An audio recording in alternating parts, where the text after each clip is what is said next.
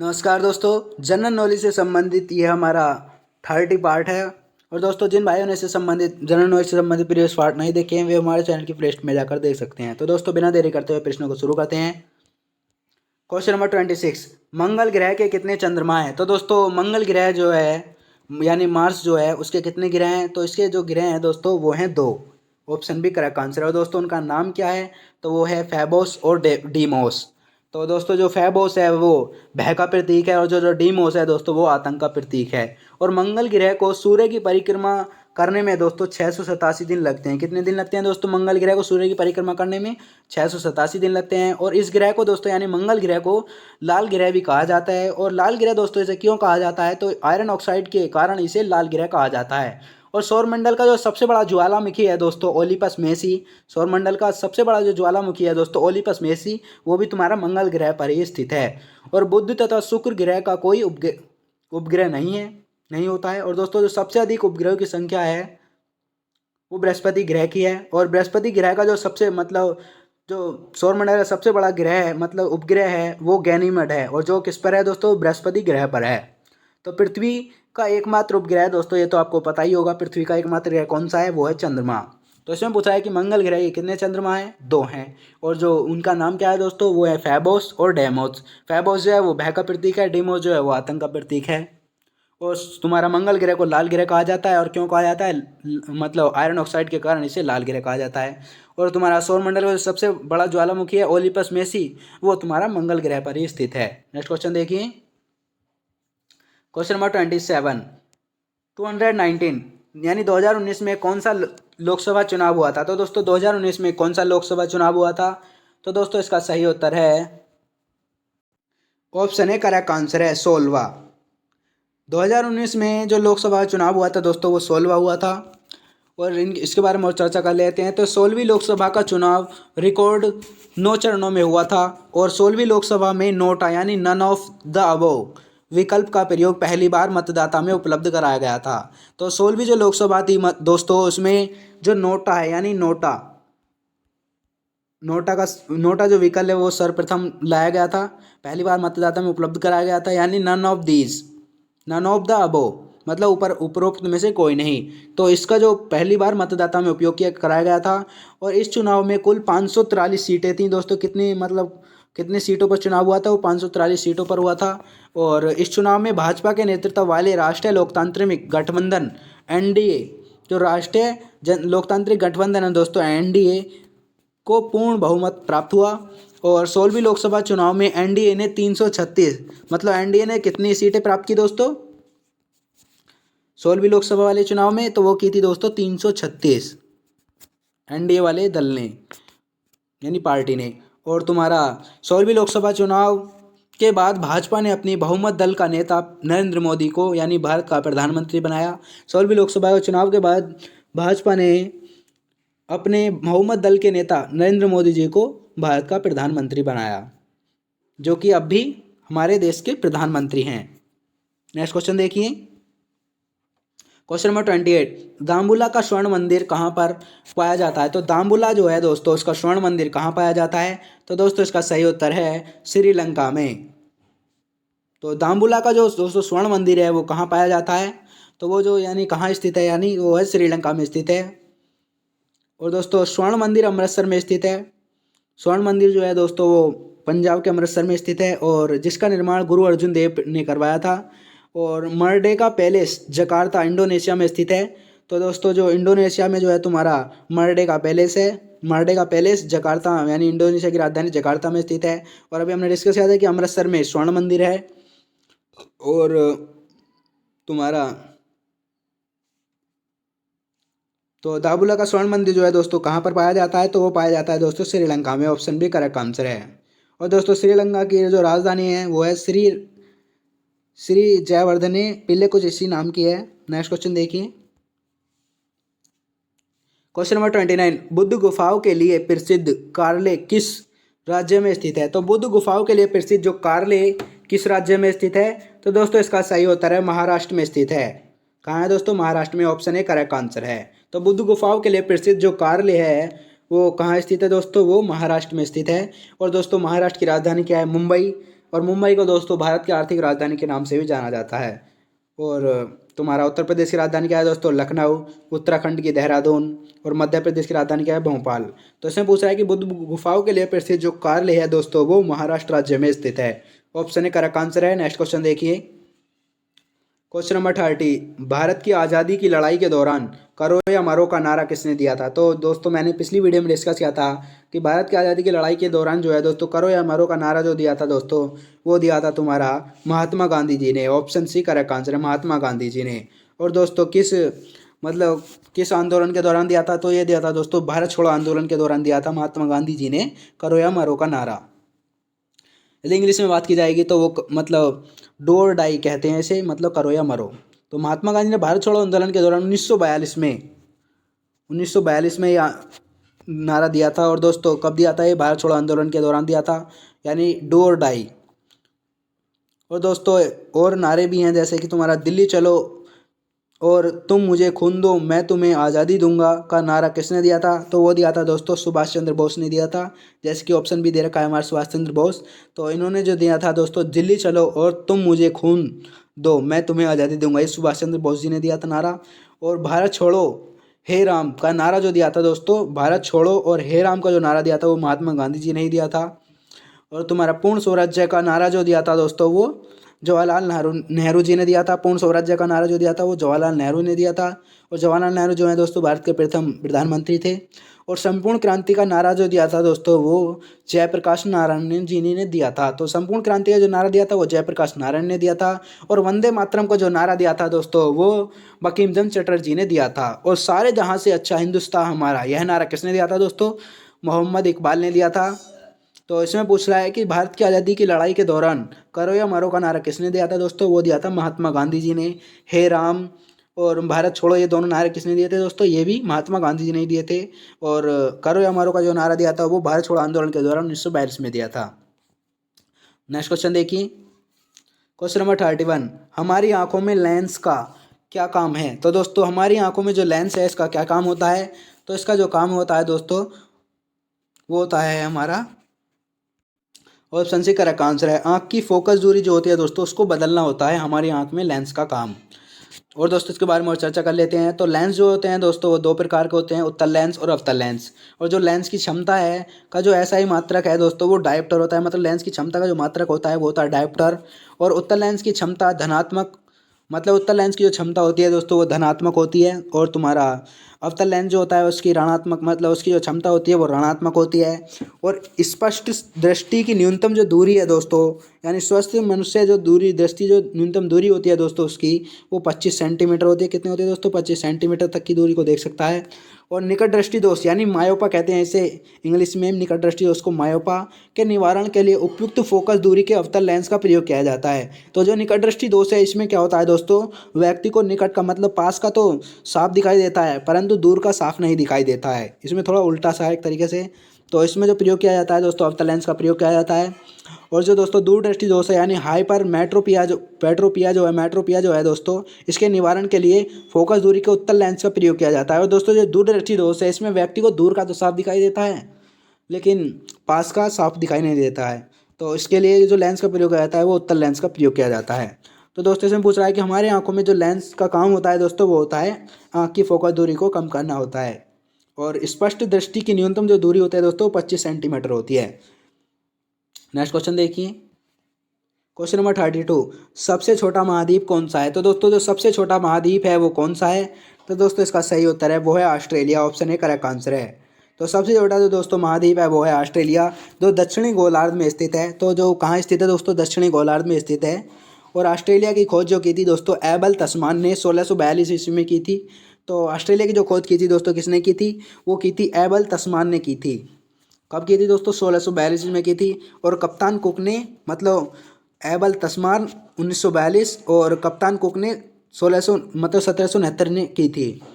तो किन किन ने की थी? एबल तस्मान ने और कप्तान कुक ने की थी। और इस महाद्वीप में कुल 22 देश हैं। कितने हैं दोस्तों? इस महाद्वीप में कुल 22 देश हैं। और ऑस्ट्रेलिया के मूल निवासियों को एवोरिजिन्स कहते हैं। तो ऑस्ट्रेलिया के जो मूल निवासी रहते हैं दोस्तों उन्हें क्या कहते हैं, एबोरिजिन्स कहते हैं। और ऑस्ट्रेलिया महाद्वीप में एक भी ज्वालामुखी नहीं है। तो प्रश्न ऐसे भी आ सकता है कि निम्नलिखित में से किस एक महाद्वीप में ज्वालामुखी नहीं है, तो किस में नहीं है दोस्तों, वो ऑस्ट्रेलिया में नहीं है। और ऑस्ट्रेलिया महाद्वीप को the land of golden fleece और लैंड ऑफ कंगारू एवं प्यासी भूमि का देश कहा जाता है। तो प्रश्न ऐसे हो सकता है कि the land of golden fleece के नाम से किस देश, मतलब किसे जाना जाता है, किस देश को जाना जाता है। और लैंड ऑफ कंगारू एवं प्यासी भूमि का देश किसे कहा जाता है, तो दोस्तों वो कहा जाता है ऑस्ट्रेलिया को कहा जाता है। और आर्कटिक महाद्वीप विश्व का सबसे पांचवा बड़ा महाद्वीप है। तो आर्कटिक जो महाद्वीप है दोस्तों विश्व का पांचवा सबसे बड़ा महाद्वीप है। और दोस्तों जो अफ्रीका महाद्वीप है वो विश्व का दूसरा बड़ा महाद्वीप है। और कालाहारी मरुस्थल जो है दोस्तों वो अफ्रीका महाद्वीप में पाया जाता है। और दक्षिणी अमेरिका विश्व का चौथा बड़ा महाद्वीप है। तो इसमें पूछ रहा है कि सबसे छोटा महाद्वीप कौन सा है दोस्तों, ऑस्ट्रेलिया। और इसमें कुल 22 देश हैं। और इसे प्यासी भूमि का देश कहा जाता है और लैंड ऑफ कंगारू कहा जाता है, यानी कंगारू का देश कहा जाता है। और the land of golden fleece के नाम से भी ऑस्ट्रेलिया को जाना जाता है। और ऑस्ट्रेलिया पर दोस्तों ऑस्ट्रेलिया महाद्वीप में एक भी ज्वालामुखी नहीं है। और ऑस्ट्रेलिया के मूल निवासियों को क्या कहा जाता है दोस्तों, एबोरिजिन्स कहते हैं। मैं दोस्तों इसलिए रिपीट करता रहता हूँ जिससे आपको ये याद हो जाए। नेक्स्ट क्वेश्चन देखिए, क्वेश्चन नंबर 33, हैकर से क्या तात्पर्य है। तो दोस्तों जो हैकर है उससे क्या तात्पर्य है, तो दोस्तों इसका सही उत्तर है ऑप्शन बी करेक्ट आंसर है, वह व्यक्ति जो डाटा तक अनधिकृत पहुंच प्राप्त करने के लिए कंप्यूटरों का उपयोग करता है वो हैकर कहलाता है। तो एक बार वो देख लेते हैं कि वह व्यक्ति जो डाटा तथा अनधिकृत पहुंच प्राप्त करने के लिए कंप्यूटर का उपयोग करता है उसे हैकर कहते हैं। और कंप्यूटर का जो पिता है दोस्तों वो चार्ल्स बेबेज को कहा जाता है। ये तो आपको पता ही होगा कि कंप्यूटर का पिता माँ कैसे कहा जाता है, चार्ल्स बेबेज को कहा जाता है। और 2 दिसंबर को कंप्यूटर साक्षरता दिवस मनाया जाता है। तो दोस्तों 2 दिसंबर को क्या मनाया जाता है दोस्तों, कंप्यूटर साक्षरता दिवस मनाया जाता है। और भारत में निर्मित प्रथम कंप्यूटर जो है उसका नाम क्या था दोस्तों, सिद्धार्थ। तो भारत में जो प्रथम कंप्यूटर था दोस्तों निर्मित वो कौन सा था, सिद्धार्थ नाम था उसका। और माइक्रो प्रोसेसर चतुर्थ पीढ़ी का कंप्यूटर है। तो दोस्तों जो माइक्रो प्रोसेसर है वो क्या है दोस्तों, चतुर्थ पीढ़ी का कंप्यूटर है। और कंप्यूटर अशुद्धि को बग कहा जाता है। तो कंप्यूटर में जो अशुद्धि आ जाती है दोस्तों उसे क्या कहा जाता है, उसे बग कहा जाता है। और भारत में प्रथम कंप्यूटरीकृत डाकघर कौन सा था दोस्तों, वो था नई दिल्ली में है। तो भारत में प्रथम कंप्यूटरीकृत जो डाकघर है दोस्तों वो नई दिल्ली में है। तो इसमें पूछ रहा है कि हैकर से क्या तात्पर्य है। तो हैकर से जो तात्पर्य है दोस्तों वह व्यक्ति जो डाटा यहाँ डाटा आएगा, डाटा तक अनधिकृत पहुंच प्राप्त करने के लिए कंप्यूटर का उपयोग करता है। और दोस्तों कंप्यूटर साक्षरता दिवस जो मनाया जाता है दोस्तों वो 2 दिसंबर को मनाया जाता है। और तुम्हें ये तो पता ही होगा दोस्तों कंप्यूटर का पितामह कैसे कहा जाता है, चार्ल्स बेबेज को कहा जाता है कंप्यूटर का पितामह। और भारत में निर्मित जो प्रथम कंप्यूटर है उसका नाम क्या है दोस्तों, सिद्धार्थ। नेक्स्ट क्वेश्चन देखिए, क्वेश्चन नंबर 34, विश्व क्षय रोग दिवस कब मनाया जाता है। तो दोस्तों विश्व क्षय रोग जो दिवस है वो कब मनाया जाता है, यानी टीबी दिवस जो मनाया जाता है दोस्तों वो 24 मार्च को मनाया जाता है। तो विश्व क्षय रोग या विश्व टीबी दिवस जो मनाया जाता है 24 मार्च को मनाया जाता है। और दोस्तों मैं आपको और दिवस बता रहा हूँ तो उन्हें आप या तो नोट कर लीजिए या याद कर लीजिए या ध्यान से सुनिए। तो विश्व गोरैया जो दिवस है दोस्तों ये बहुत इंपॉर्टेंट क्वेश्चन है। तो वो मनाया जाता है दोस्तों 20 मार्च को मनाया जाता है विश्व गोरैया दिवस। और विश्व जनसंख्या जो दिवस है वो दोस्तों 11 जुलाई को मनाया जाता है। और अंतर्राष्ट्रीय वृद्धजन दिवस जो मनाया जाता है वो 1 अक्टूबर को मनाया जाता है। और अंतर्राष्ट्रीय अहिंसा दिवस 2 अक्टूबर को मनाया जाता है। जबकि हमारे देश में महात्मा गांधी जी मतलब जयंती मनाई जाती है 2 अक्टूबर को। और अंतर्राष्ट्रीय अहिंसा दिवस भी उस दिन मनाया जाता है, यानी 2 अक्टूबर को ही मनाया जाता है। तो विश्व पर्यटन दिवस जो मनाया जाता है दोस्तों वो 27 सितंबर को मनाया जाता है। और तुम्हारा विश्व मधुमेह दिवस जो मनाया जाता है दोस्तों वो 14 नवंबर को मनाया जाता है। और विश्व अस्थमा दिवस जो मनाया जाता है दोस्तों वो 11 दिसंबर को मनाया जाता है। और दोस्तों एक इम्पोर्टेंट क्वेश्चन है कि ये भी है कि विश्व जैव विविधता दिवस जो मनाया जाता है वो कब मनाया जाता है। तो वो मनाया जाता है दोस्तों 22 मई को मनाया जाता है जैव विविधता दिवस। तो और एक और है दोस्तों जो 5 जून को मनाया जाता है पर्यावरण दिवस। और दोस्तों एक और है जो जो इम्पोर्टेंट है वो है 16 सितंबर को जो मनाया जाता है दोस्तों वो ओजोन परत दिवस मनाया जाता है। तो इसमें पूछा है कि विश्व क्षय रोग यानी विश्व टीबी दिवस जो मनाया जाता है दोस्तों कब मनाया जाता है, 24 मार्च को मनाया जाता है। नेक्स्ट क्वेश्चन देखिए, क्वेश्चन नंबर 35, किसी तत्व का परमाणु भार ज्ञात करने के लिए निम्नलिखित में से किसके साथ उस तत्व के परमाणु भार की तुलना की जाती है। तो किस तत्व का परमाणु भार ज्ञात करने के लिए निम्नलिखित में से किसके साथ उस तत्व के परमाणु भार की तुलना की जाती है। तो दोस्तों इसका सही उत्तर है ऑप्शन सी करेक्ट आंसर है हाइड्रोजन के साथ। तो किसी तत्व का यदि परमाणु भार हम ज्ञात करने के लिए हाइड्रोजन गैस के साथ उस तत्व के परमाणु भार की तुलना की जाती है। ऑप्शन सी करेक्ट आंसर है। नेक्स्ट क्वेश्चन देखिए, क्वेश्चन नंबर 36, सर्वाधिक ऑस्कर पुरस्कार जीतने वाले पुरुष रिकॉर्ड किसके नाम पर है? तो दोस्तों सर्वाधिक ऑस्कर पुरस्कार जीतने वाले पुरुष रिकॉर्ड किसके नाम पर है, किसने बनाया है दोस्तों? तो वो बनाया है दोस्तों, किसने बनाया है दोस्तों?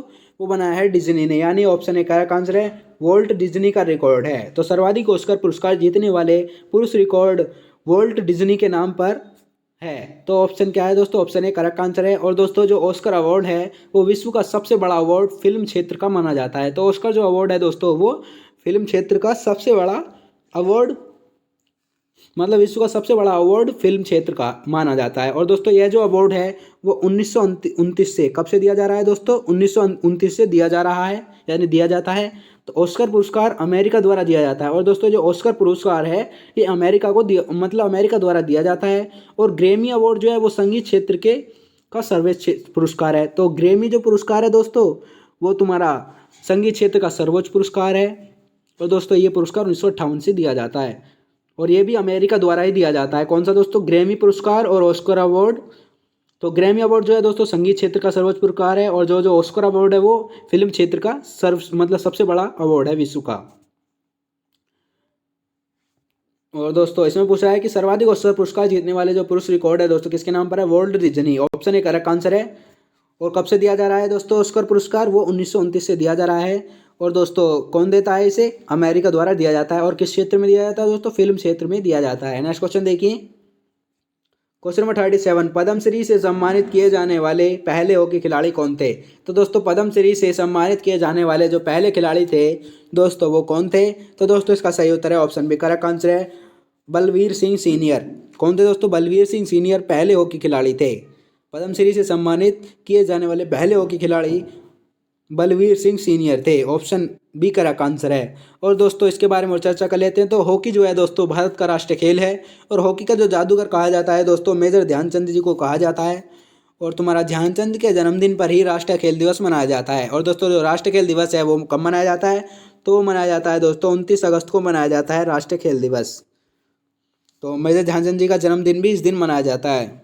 तो ध्यानचंद को भारत रत्न देने की बात बार बार किया जा रहा है। तो ध्यानचंद को भारत रत्न देने की बात बार बार किया जा रहा है। और धनराज पिल्ले भारतीय हॉकी का कप्तान रह चुका है। और दोस्तों जो धनराज पिल्ले हैं वो भारतीय हॉकी के कप्तान रह चुके हैं। तो इसमें पूछा है कि पद्मश्री से सम्मानित किए जाने वाले पहले हॉकी खिलाड़ी कौन थे दोस्तों? वो थे Balbir Singh senior. Option B correct answer है।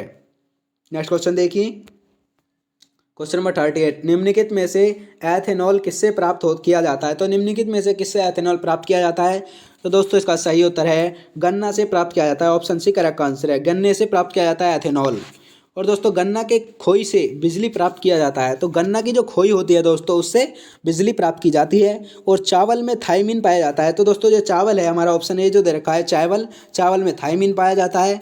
और दोस्तों जो बायोडीजल करंद, सूरजमुखी, जेट्रोफा और पैंगोमिया अंडी आदि से बायोडीजल प्राप्त किया निकाला जाता है। किससे निकाला जाता है दोस्तों? करंद हुआ, सूरजमुखी, जेट्रोफा हुआ, पैंगोमिया हुआ और अंडी आदि से क्या पाया जाता है दोस्तों? बायोडीजल निकाला जाता है। और बायोडीजल का जो प्रयोग है दोस्तों वो वाहन चलाने में किया जाता है। तो बायोडीजल का जो प्रयोग किया जाता है दोस्तों वाहन चलाने में किया जाता है। तुम्हारा पूछ रहा है कि निम्नलिखित में एथेनॉल किससे प्राप्त होता है? तो एथेनॉल जो प्राप्त होता है दोस्तों गन्ने से प्राप्त होता है। ऑप्शन सी करेक्ट आंसर है। नेक्स्ट क्वेश्चन देखिए, क्वेश्चन नंबर 39, मोटापे को नापने के लिए निम्नलिखित में से किसका उपयोग किया जाता है? तो दोस्तों मोटापे के नापने के लिए किसका प्रयोग किया जाता है? तो दोस्तों इसका सही उत्तर है बीएमआई। कौन सा दोस्तों? BMI. Option B correct answer है, बीएमआई का प्रयोग किया जाता है मोटापा नापने में। और बीएमआई की जो फुल फॉर्म है दोस्तों वो है बॉडी, क्या है दोस्तों? बॉडी मास और इंडेक्स। तो बॉडी मास इंडेक्स के द्वारा जो नापा जाता है दोस्तों वो तुम्हारा किसे नापा जाता है? वो जाना जाता है मोटापे को नापने में प्रयोग किया जाता है। बॉडी मास इंडेक्स यानी बीएमआई द्वारा मोटापे को नापा जाता है। और दोस्तों तो नेक्स्ट क्वेश्चन देखिए, क्वेश्चन नंबर 40, लीवर पर वह बिंदु कौन सा है जो अपने स्थान पर स्थिर रहता है? तो लीवर पर ऐसा कौन सा बिंदु है दोस्तों जो अपना स्थान पर स्थिर रहता है? तो दोस्तों इसका सही उत्तर है ऑप्शन सी करेक्ट आंसर है। लीवर पर वह बिंदु फलक्रम, फलक्रम है जो अपने स्थान पर स्थिर रहता है। और दोस्तों लीवर एक सीधी या टेढ़ी दृढ़ छड़ होती है जो किसी निश्चित बिंदु के चारों ओर स्वतंत्रता पूर्वक घूम सकती है। तो लीवर जो होती है दोस्तों वो एक सीधी या टेढ़ी दृढ़ छड़ होती है जो किसी निश्चित बिंदु के चारों ओर स्वतंत्रता पूर्वक घूम सकती है। और लीवर के 3 बिंदु हैं, एक तो है तुम्हारा आलंब, एक है आयम्ब और एक है भार। तो इसमें पूछ रहा है कि लीवर पर वह बिंदु कौन सा है दोस्तों जो अपने स्थान पर स्थिर रहता है, तो वो है fulcrum. Option C correct answer है। नेक्स्ट क्वेश्चन देखिए, क्वेश्चन नंबर 41, पक्षियों का अध्ययन को क्या कहा जाता है। तो दोस्तों ये जो शाखाएं अध्ययन की ये भी बहुत परीक्षाओं में पूछी जाती हैं। तो पक्षियों का अध्ययन जो कहलाता है दोस्तों वो क्या कहलाता है, तो वो कहलाता है दोस्तों ऑर्निथोलॉजी कहलाता है। ऑप्शन बी करेक्ट आंसर है, पक्षियों का अध्ययन ऑर्निथोलॉजी कहलाता है। तो ऑप्शन क्या है दोस्तों, ऑप्शन बी करेक्ट आंसर है। और दोस्तों इंडियन बर्ड डॉक्टर सलीम द्वारा लिखा गया है। तो दोस्तों जो इंडियन बर्ड है, मतलब इंडियन जो बर्ड है वो दोस्तों डॉक्टर सलीम द्वारा लिखा गया है। और डॉक्टर सलीम भारत में पक्षी विज्ञान के सबसे बड़े विशेषज्ञ हुए। तो जो डॉक्टर सलीम थे वो दोस्तों भारत में पक्षी विज्ञान के सबसे बड़े विशेषज्ञ हुए हैं। और बाज पक्षी शिकारी पक्षी माना जाता है। तो बाज जो है दोस्तों पक्षी शिकारी पक्षी माना जाता है। तो बाज जो पक्षी है दोस्तों शिकारी पक्षी माना जाता है। और तीव्रतम पक्षी अलाविल है। तो तीव्रतम जो पक्षी है दोस्तों वो अलाविल है। और गिद्ध सबसे अधिक ऊंचाई तक उड़ने वाले पक्षी हैं। तो गिद्ध जो है दोस्तों वो सबसे अधिक ऊंचाई पर उड़ने वाले पक्षी हैं। और गिद्ध की संख्या अत्यंत कम हो गई है जो पर्यावरण मित्र पक्षी यानी मांस भक्षण करता है। तो जो गिद्ध है दोस्तों गिद्ध की संख्या अत्यंत कम होती जा रही है जो पर्यावरण मित्र पक्षी है। तो दोस्तों इसमें पूछ रहा है कि पक्षियों का अध्ययन जो कहलाता है दोस्तों ऑर्निथोलॉजी कहलाता है। ऑप्शन बी करेक्ट आंसर है। और ये जो विज्ञान की शाखाएं हैं दोस्तों ये बहुत पूछी जाती हैं परीक्षाओं में। तो पक्षियों का अध्ययन जो कहलाता है वो ऑर्निथोलॉजी कहलाता है। नेक्स्ट क्वेश्चन देखिए, क्वेश्चन नंबर 42, सौरमंडल का सबसे छोटा ग्रह कौन सा है। तो दोस्तों सौरमंडल का जो सबसे छोटा ग्रह है वो कौन सा है, तो वो है दोस्तों बुध, मर्क्यूरी। यानी इंग्लिश में ऐसे भी आ सकता है कि सौरमंडल का जो सबसे छोटा ग्रह है दोस्तों वो कौन सा है, प्लूटो है या जुपिटर है या मर्क्यूरी है या अर्थ है। तो कौन सा है दोस्तों, ऑप्शन सी करेक्ट आंसर है बुध यानी मर्क्यूरी। तो प्लूटो को दोस्तों और जो दोस्तों ये तुम्हारा प्लूटो है, प्लूटो को बोना ग्रह की संज्ञा प्रयाग सम्मेलन अगस्त 2016 मतलब 2006 में दिया गया था। तो प्लूटो जो है दोस्तों ये वाला ऑप्शन ए जो है हमारा प्लूटो, इसे बोना ग्रह की संज्ञा दी गई है। और दोस्तों कब दी गई थी इसे, जो प्रयाग में चेक गणराज्य के जो राजधानी है दोस्तों प्रयाग सम्मेलन जो हुआ था उस मतलब प्रयाग सम्मेलन जो हुआ था 2006 में, तो उसमें इसे बोना ग्रह की संज्ञा दी गई थी प्लूटो को। और दोस्तों इसके बाद बुध सबसे छोटा ग्रह सौरमंडल का है। और इसके बाद जो सबसे छोटा ग्रह है दोस्तों वह है बुध। और बुध सूर्य के सबसे निकट का ग्रह है। तो बुध जो है दोस्तों सूर्य के सबसे निकट ग्रह है। और बुध के क्षेत्र में चुंबकीय क्षेत्र है, मतलब बुध का जो क्षेत्र है दोस्तों वो चुंबकीय क्षेत्र का है। और बुध सूर्य की परिक्रमण मतलब बुध जो सूर्य की परिक्रमण करता है तो सबसे कम समय पूरा करता है।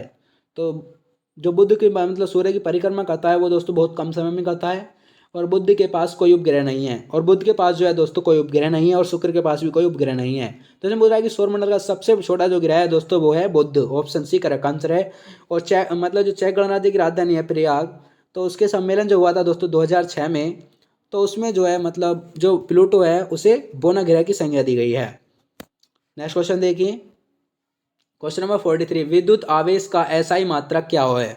तो विद्युत आवेश का जो एसआई मात्रक क्या है दोस्तों, वो है दोस्तों कूलम।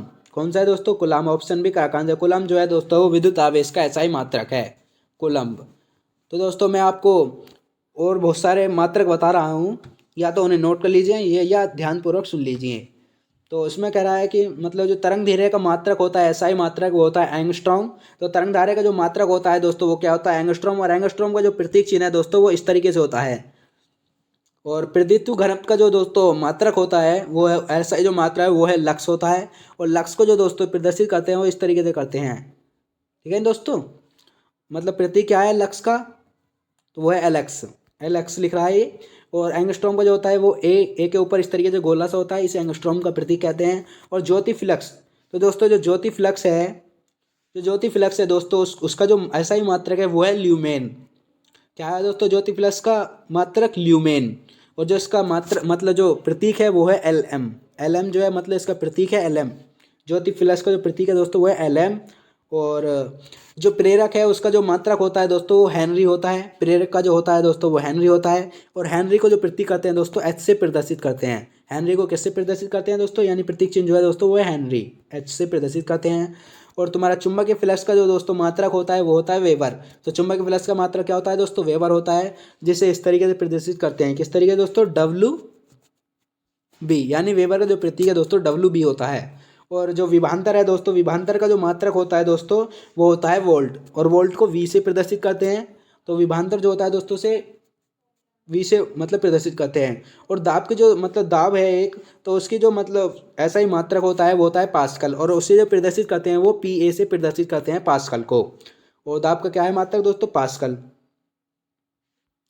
और तुम्हारा कोण जो है उसे रेडियन से मापते हैं, मतलब उसका जो मात्रक है वो रेडियन होता है, और जो इसका मात्रक होता है आर ए डी, इस तरीके से लिखा होता है रेड। तो रेडियन जो होता है दोस्तों उसका प्रतीक जो होता है वो आर ए डी होता है। और ये किसका मात्रक है दोस्तों, मतलब कोण का मात्रक है रेडियन। और दोस्तों एक शक्ति होती है, तो शक्ति का जो मात्रक होता है दोस्तों वो होता है वाट, और उसे फिर से प्रदर्शित करते हैं डब्ल्यू से प्रदर्शित करते हैं वाट को। तो एक बार और मैं रिपीट कर देता हूँ, अपने जो आपने नोट कर लिए हैं तो उन्हें एक बार और चेक कर लीजिए। तो विद्युत आवेश का जो मात्रक है वो क्या होता है, कूलाम होता है। ये तो हमारा ऑप्शन भी करेक्ट है ही। और मैंने और बताए थे जैसे कि तरंग दैर्घ्य का मात्रक होता है एंगस्ट्रॉम, और इसे ए और इससे प्रदर्शित करते हैं। और तुम्हारा जो प्रतित्व घनत्व है उसे लक्स कहते हैं, मतलब इसका जो मात्रक है लक्स है। और ज्योति फ्लक्स का जो है ल्यूमेन है, एल एम से प्रदर्शित करते हैं। प्रेरक जो है उसका मात्रक जो है वो हेनरी है, जिसे एच से प्रदर्शित करते हैं। और चुंबकीय फ्लक्स का जो मात्रक है वो है वेबर, जिसे डब्ल्यू बी से प्रदर्शित करते हैं। और विभवांतर का जो मात्रक है दोस्तों वो है वोल्ट, जिसे कैपिटल वी से प्रदर्शित करते हैं। और दोस्तों दाब का जो मतलब मात्रक है वो है पास्कल, और इसे पी ए से प्रदर्शित करते हैं, दाब के पास्कल को पी ए। और कोण का जो मात्रक होता है दोस्तों वो रेडियन होता है, जिसे आर ए डी से प्रदर्शित करते हैं। और तुम्हारा शक्ति का जो मात्रक है दोस्तों वह है वाट, जिसे स्मॉल डब्ल्यू से प्रदर्शित करते हैं। तो दोस्तों यही थे हमारे मतलब इम्पोर्टेंट तरंग दैर्घ्य मतलब ऐसा ही मात्रक संबंधी बहुत इंपॉर्टेंट क्वेश्चन मतलब पॉइंट थे। तो विद्युत आवेश का जो मात्रक होता है कूलाम। नेक्स्ट क्वेश्चन देखिए, क्वेश्चन नंबर 24, डेनमार्क की राजधानी का नाम क्या है। तो डेनमार्क की जो राजधानी है दोस्तों उसका क्या नाम है, तो वो है दोस्तों Copenhagen. Option A correct answer है, डेनमार्क की राजधानी कोपेनहेगन है। और दोस्तों मैं आपको और राजधानियाँ बता रहा हूँ, जैसे तुम्हारा वियना की क्या मतलब ऑस्ट्रिया की राजधानी क्या है, वियना है। पेरू की लीमा है। गुआना की जॉर्ज टाउन है। और टोगो की लोमे है। और मिस्र की काहिरा है। और ग्रेनाडा की सेंट जॉर्ज है। और फ्रेंच गुआना की कोएनेने है। और आर्मेनिया की येवेन है। और रूस की मास्को राजधानी है। तो इसमें पूछा मतलब कैनबरा जो है वो ऑस्ट्रेलिया की है दोस्तों। तो इसमें पूछ रहा है मतलब डेनमार्क की राजधानी क्या है, कोपेनहेगन। ऑप्शन है करेक्ट आंसर है। नेक्स्ट क्वेश्चन देखिए, क्वेश्चन नंबर 45, भारत में सबसे पुराना बांध कौन सा है। तो दोस्तों भारत में सबसे पुराना जो बांध है दोस्तों कौन सा है, तो वो है तुम्हारा ऑप्शन डी करेक्ट आंसर है। भारत का जो सबसे पुराना बांध है दोस्तों वो है ग्रैंड अन्नीकुट है। और दोस्तों कल्लानाई मतलब भारत का सबसे पुराना जो बांध है दोस्तों ग्रैंड अन्नीकुट कल्लानाई है। और दोस्तों इसके बारे में और चर्चा कर लेते हैं। तो नागार्जुन सागर एवं अलमाटी बांध कृष्णा नदी पर है दोस्तों। जो नागार्जुन सागर एवं अलमाटी जो बांध है दोस्तों वो कृष्णा नदी पर स्थित है। और भांकड़ा नागल जो बांध है दोस्तों भारत का सबसे ऊंचा बांध सतलज नदी पर है। तो भारत का सबसे ऊंचा जो बांध है दोस्तों भांकड़ा नागल बांध जो सतलज नदी पर है। और हीराकुंड जो बांध है दोस्तों सबसे लंबी नदी घाटी परियोजना है दोस्तों, किस पर स्थित है, वो महानदी पर मतलब महानदी पर है। और सालमा बांध जो है दोस्तों अफगानिस्तान में है, जो भारत के मदद से बना है। तो जो सालमंद बांध है, सालमा बांध जो है दोस्तों कहाँ है, वो अफगानिस्तान में स्थित है। और दोस्तों वो भारत की मदद से ही बना है। और इंदिरा सागर जो बांध है दोस्तों वो सतलज नदी पर बना है। तो इंदिरा गांधी जो सागर बांध है दोस्तों कहाँ बना है, सतलज नदी पर बना है। और दोस्तों जो है तुम्हारा अलमाटी बांध है दोस्तों ये कहाँ पर है, तो अलमाटी बांध जो है दोस्तों कृष्णा नदी पर बना है। और नागार्जुन सागर बांध भी जो है कृष्णा नदी पर बना है। और दोस्तों एक और है दोस्तों मतलब भाखड़ा नागल बांध जो है भारत का सबसे ऊंचा बांध जो कि कहाँ मतलब किस नदी पर है, वो तुम्हारा सतलज नदी पर स्थित है। तो इसमें पूछा है कि भारत में सबसे पुराना जो बांध है दोस्तों वो कौन सा है, ग्रैंड अनीकट कल्लानाई जो है वो भारत का सबसे पुराना बांध है। नेक्स्ट क्वेश्चन देखिए, क्वेश्चन नंबर 46, पानी के अंदर की वस्तुओं का पता लगाने के लिए किस यंत्र का उपयोग किया जाता है। तो दोस्तों पानी के अंदर वस्तुओं का पता लगाने के लिए किस यंत्र का उपयोग किया जाता है, तो दोस्तों इसका सही उत्तर है सोनार का। ऑप्शन सी करेक्ट आंसर है, सोनार का प्रयोग किया जाता है। पानी के अंदर वस्तुओं को पता लगाने के लिए सोनार यंत्र का प्रयोग किया जाता है। तो दोस्तों उसका ऑप्शन सी करेक्ट आंसर है। और चर्चा कर लेते हैं इसके बारे में। तो गोताखोर अपने साथ हीलियम एवं ऑक्सीजन युक्त सिलेंडर, जो मतलब जो गोताखोर होते हैं दोस्तों, वो अपने साथ जो है मतलब हीलियम एवं ऑक्सीजन युक्त सिलेंडर श्वसन को नियमित मतलब सांस लेने के लिए मतलब नियमित बनाए रखने के लिए प्रयोग करते हैं। और नॉटिकल से समुद्री मील को मापा जाता है। तो नॉटिकल जो होता है दोस्तों, उसे समुद्री मील को मापा जाता है नॉटिकल से। और पेरिस्कोप से पानी के अंदर, पेरिस्कोप जो होता है दोस्तों, उसके पानी के अंदर पानी के बाहरी वस्तु को दिखाते हैं।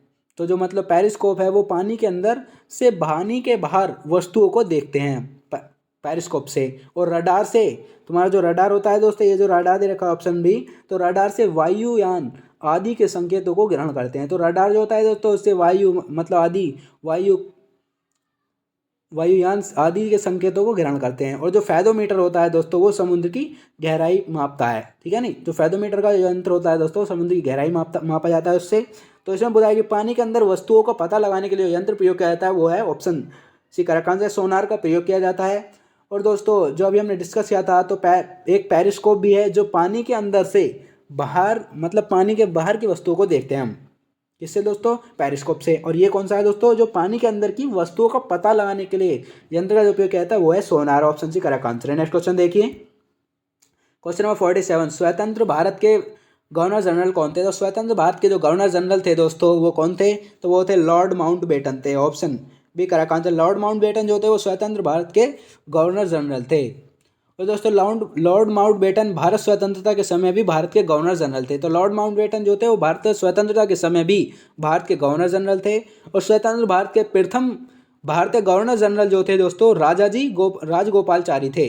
तो स्वतंत्र भारत के जो प्रथम मतलब जो स्वतंत्रता हमें मिल गई थी, तो उस समय भारत के प्रथम जो गवर्नर जनरल बनाए गए थे, तो वो थे राजाजी गोपालचारी थे। और स्वतंत्र प्रभार या बिना किसी अतिरिक्त भार के भारत का प्रथम governor general Lord William Bentinck थे। तो स्वतंत्र प्रभार या बिना किसी अतिरिक्त भार के भारत का प्रथम गवर्नर जनरल जो थे वो थे लॉर्ड विलियम बेंटिक थे।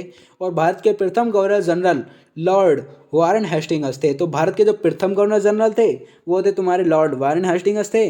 और 1857 के समय भारत का गवर्नर जनरल लॉर्ड कैनिंग थे। तो प्रश्न कई तरीके से पूछा जा सकता है। तो इसमें पूछा है कि स्वतंत्र भारत के जो गवर्नर जनरल थे दोस्तों, लॉर्ड माउंटबेटन थे। नेक्स्ट क्वेश्चन देखिए, क्वेश्चन नंबर 48, अंतरिक्ष में जाने वाले सर्वप्रथम कुत्ते का क्या नाम है? तो दोस्तों अभी हमने डिस्कस किया था कि अंतरिक्ष में जाने वाले सर्वप्रथम कुत्ता का जो नाम था वो था लाइका। क्या था दोस्तों? ऑप्शन बी करेक्ट आंसर है, लाइका। तो अंतरिक्ष में जाने वाले पहले जो कुत्ता था गया था, तो उसका जो नाम था दोस्तों लाइका है। ऑप्शन बी करेक्ट आंसर है। नेक्स्ट क्वेश्चन देखिए, क्वेश्चन नंबर 49, विटामिन ए की कमी से कौन सा रोग होता है? तो दोस्तों विटामिन ए की जो कमी से होता है वो होता है तुम्हारा रतौंधी। Option A correct answer, vitamin A की कमी से रतौंधी रोग होता है, यानी उसे कहते हैं लाइट ब्लाइंडनेस कहते हैं इंग्लिश में। रतौंधी को लाइट ब्लाइंडनेस कहते हैं। विटामिन ए की कमी से होता है लाइट ब्लाइंडनेस। नेक्स्ट क्वेश्चन देखिए, क्वेश्चन नंबर 50, भारतीय संविधान में कितने मौलिक अधिकारों का उल्लेख किया गया है? तो भारतीय जो संविधान है दोस्तों, उसमें कितने मौलिक अधिकारों का उल्लेख किया गया है? तो दोस्तों जो भारतीय संविधान में जो मौलिक अधिकारों का उल्लेख किया गया है वो किया गया है 7 का। और अब वर्तमान में देखा जाए तो 6 मौलिक अधिकार रह गए हैं, और इसके बारे में और चर्चा कर लेते हैं। तो पहले भारतीय संविधान में कितने मौलिक अधिकार थे दोस्तों? वो थे 7। तो अब कितने हैं दोस्तों? 6 हैं। यदि ऑप्शन में 6 होता तो हम ऑप्शन 6 पर मतलब करेक्ट करते हैं। तो इसमें पूछा है कि भारतीय संविधान का उल्लेख मतलब भारतीय संविधान में कितने मौलिक अधिकारों का उल्लेख किया गया है? तो वो किया गया है दोस्तों, पहले तो 7 का किया गया था, अब हो गए हैं 6, जिनमें से एक जो है संपत्ति का अधिकार जो है वो मौलिक अधिकारों की सूची से हटा दिया गया है। और ये दोस्तों कब हटाया गया था? तो वो 1976 में जब 42वां संविधान संशोधन हुआ था, तो उसमें संपत्ति का जो अधिकार था दोस्तों उसको हटा दिया गया है मौलिक अधिकारों की सूची से। और वर्तमान में संपत्ति का जो अधिकार है दोस्तों वो कानूनी अधिकार है, जिसे अनुच्छेद 300 कै मतलब जो 7वां जो मौलिक अधिकार था दोस्तों संपत्ति का अधिकार, तो उसमें 300 मतलब कहाँ भेज दिया गया है दोस्तों? वो 300 कै में यानी कानूनी अधिकार में भेज दिया गया है, रखा गया है। और अनुच्छेद 31 संपत्ति के अधिकार से संबंधित था, जिसे निरस्त कर दिया गया है। तो जो पहले जो मतलब मौलिक अधिकार था हमारा 31 अनुच्छेद 31 संपत्ति का अधिकार, तो उसे जो संबंधित था दोस्तों वो निरस्त कर दिया गया है। और मौलिक अधिकार जो लिए गए हैं दोस्तों वो अमेरिका के संविधान से लिए गए। किससे लिए गए हैं दोस्तों मौलिक अधिकार? यूएसए यानी अमेरिका के संविधान से लिए गए हैं। तो दोस्तों यही थे हमारे जनरल नॉलेज से संबंधित बहुत महत्वपूर्ण क्वेश्चन नेक्स्ट पार्ट में फिर मुलाकात होगी, तब तक के लिए जय हिंद जय भारत। और दोस्तों ये प्रश्न आपको कैसे लगे कमेंट बॉक्स में लिखकर हमें ज़रूर बताइए। Thank you very much.